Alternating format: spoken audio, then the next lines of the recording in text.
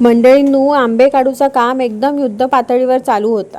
तोवर विचार केलो आपण जरा परसावात जाऊन फेरफटको मारून येऊया. यावर्षी सगळ्याच फळांनी जोर धरलेलो. म्हणजे केळी म्हणा नको, रतांबे म्हणा नको, फणस म्हणा नको, सगळे आपले जोरात इल्ले. कशाक बाहेर जाऊची गरज नाही यंदा. काय नाही हो, हे गावाकडे इलंय ना म्हणून जरा तुमच्याशी मालवणीत बोलतय.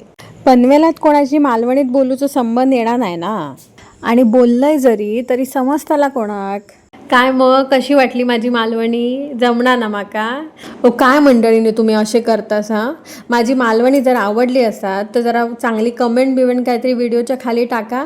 हा व्हिडिओ जरा चांगला लाईक बिक करा, जरा माका पण जरा बरा वाटतला ना.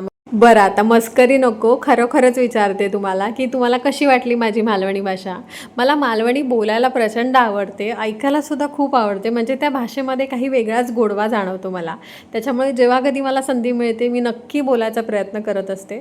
हां, आता मुंबईला गेल्यापासून रोजच्या वावरामध्ये रोजच्या बोलण्यामध्ये ती भाषा बोलली जात नाही, त्याच्यामुळे रोजची प्रॅक्टिस नाही आहे.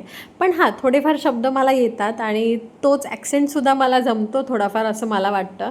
कारण आपल्या मराठी भाषेचा ॲक्सेंट वेगळा असतो आणि मालवणी भाषेचा ॲक्सेंट वेगळा असतो. सो मी त्या भाषेमध्ये बोलायचा प्रयत्न करते. तुम्हाला कशी वाटली भाषा नक्की मला कमेंट करून सांगा. बरं आता आपल्या मूळ मुद्द्यावरती आणि मूळ विषयावरती येऊया. तर हे आंबे ते काका आम्हाला झाडावरून थोडे थोडे काढून देत होते आणि आम्ही मग ते बादलीमधून काढून घरी येऊन व्यवस्थित लावून ठेवत होतो. सांभाळून हाताळावे लागतात, अजिबात हायगे केलेली चालत नाही बाबा आंब्यांना. जरा पण धक्का लागलेला चालत नाही, नाहीतर संपूर्ण फळ खराब होऊन जातं पिकल्यानंतर. त्याच्यामुळे इथे व्यवस्थित आम्ही सगळे लावून ठेवत होतो. आणि हे आंबे प्युअर ऑर्गॅनिक आहेत, ह्याच्यामध्ये कोणत्याही प्रकारचं केमिकल, कोणती औषध फवारणी असं काहीच वापरलेलं नाही आहे.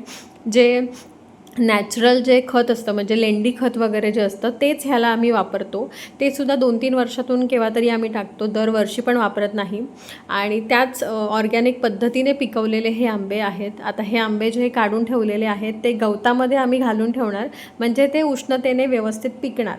सो तुम्हाला जर का आंबे ऑर्डर करायचे असतील तर मला नक्की व्हिडिओच्या खाली सांगा, मी तुम्हाला प्रोसिजर सांगते तुम्हाला कशी ऑर्डर बुक करायची आहे ते.